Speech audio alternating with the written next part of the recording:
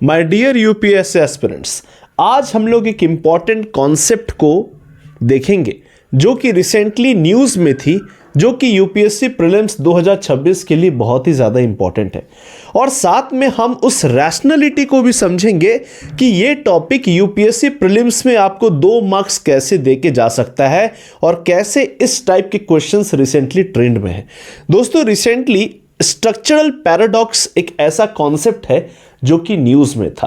अब हम आपके लिए ये प्रूव करेंगे कि क्यों इस कॉन्सेप्ट से डायरेक्टली क्वेश्चन आ सकता है यूपीएससी प्रीलिम्स में, कि with respect to the recently seen concept structural paradox ये किस चीज से एसोसिएटेड है। ये डायरेक्टली वन लाइनर के ऑप्शंस 4 बनाए जा सकते हैं। अब रेलिवेंस ये है कि इस टॉपिक को करंट अफेयर्स में डील किया गया था क्योंकि ये अरावली हिल्स के इशू से एसोसिएटेड है। सेकेंडली है कि इस टर्म को हमारे चीफ जस्टिस ऑफ इंडिया ने यूज किया है, so it holds its judicial importance too. Thirdly, ये हिंदू न्यूज़पेपर में मेंशन थी, one of the most important sources for the UPSC prelims. And fourthly, ये सिलेबस ओरिएंटेड कॉन्सेप्ट है क्योंकि ये एनवायरमेंटल पॉइंट ऑफ व्यू से देख ले, जियोग्राफिकल पॉइंट ऑफ व्यू से देख ले, या फिर पॉलिटी पॉइंट ऑफ व्यू से इस टॉपिक की अलग ही रेलिवेंस है। तो this rationality is ample enough for you to understand this concept. मैं सिंपल भाषा में समझाने की कोशिश करता हूं। रिसेंटली मिनिस्ट्री ऑफ एनवायरनमेंट की जिस कमिटी ने डेफिनेशन दिया था अरावली रेंज का, उनके हिसाब से अरावली रेंज हम उन्हीं अरावली हिल्स को कहेंगे जिनके बीच जिनकी हाइट जो है वो कम से कम 100 मीटर है और जिनके बीच का जो डिस्टेंस है दैट इज 500 मीटर और लेस देन 500 मीटर। यानी दिस 2 हिल्स जिनकी हाइट 100 मीटर से ज्यादा है और इनके बीच का जो डिस्टेंस है दैट इज 500 मीटर और लेस। यानी अगर ये क्राइटेरिया फुलफिल हो रहा है तो this entire group will be considered as an Aravalli range और यहां पे प्रोटेक्शन मिलेगा।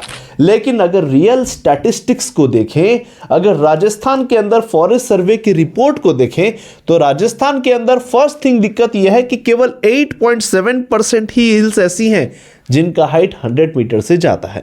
सेकेंडली, मान के रखिए कि 2 हिल्स 100 मीटर से ज्यादा है लेकिन इसके बीच का डिस्टेंस 700 मीटर है, यानी 500 मीटर से ज्यादा है। यानी आप इन दोनों हिल्स को प्रोटेक्शन नहीं दे पाइएगा क्योंकि आप अरावली हिल्स के इस डेफिनेशन से नहीं मैच खा रहे हैं। आपके बीच का डिस्टेंस 500 मीटर से ज्यादा हो गया। तो हमारे चीफ जस्टिस ऑफ इंडिया का कहना है कि our real motive of introducing an homogeneous definition कि हम अरावली हिल्स को मैक्सिमम प्रोटेक्शन दे सकें, लेकिन ये जो डेफिनेशन हम अपना रहे हैं it weakens the structural integrity of Aravalli and its create a structural paradox. यानी ऑब्जेक्टिव हमारा है अरावली हिल्स को प्रोटेक्ट करने का, लेकिन इस डेफिनेशन के कारण हमारा Aravalli hills is becoming what is becoming vulnerable to mining, is becoming vulnerable to illegal activities, क्योंकि ये डेफिनेशन के कारण और रियल ग्राउंड रियलिटीज के कारण हम मैक्सिमम अरावली हिल्स को प्रोटेक्शन नहीं दे पाएंगे। So this is the meaning of structural paradox. यानी we want to protect the structure of Aravalis, but the recent definition of Aravali range as per the Ministry of Environment, Forest and Climate Change is creating a paradox and it indirectly leads to the exploitation of Aravali Hills. So यहाँ से question आप directly frame कर सकता है कि recently concept of structural paradox is associated with which of the following. उसमें एक option हो सकता है डिग्रेडेशन ऑफ अरावली रेंजेस। उस ऑप्शन को टिक मार के आइएगा और अपने 2 मार्क्स को कंफर्म करके आइएगा।